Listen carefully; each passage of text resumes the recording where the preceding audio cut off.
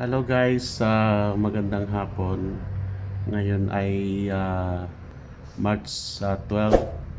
Ayan. So ito na yung ano ngayon, yung ginagawa nilang reclamation area sa may Manila Bay.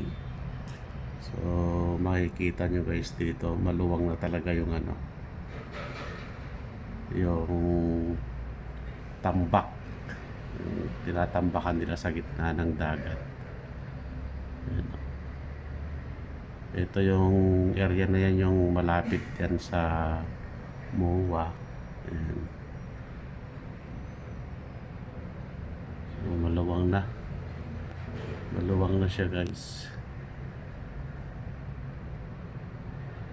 Sa ngayon wala pa namang nakikitang struktura na pinapatayo. Pero maluwang na talaga yung masasakop. Ayan siya.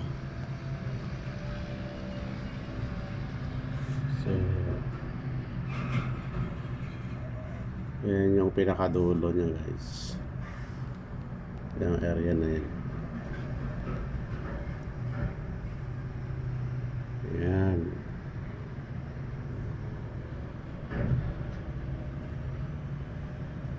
Nasa tapat na siya ng Dolomite Beach. Ayan yung Dolomite Beach. Ayan.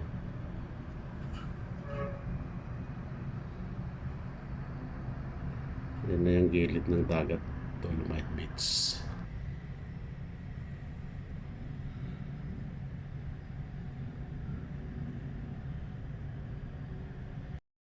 Yan, so ayan yung Dolomite Beach ngayon. Merong pangilan-gilan na namamasyal. Sobrang init kasi guys, kaya ano, walang tao. Ayan siya.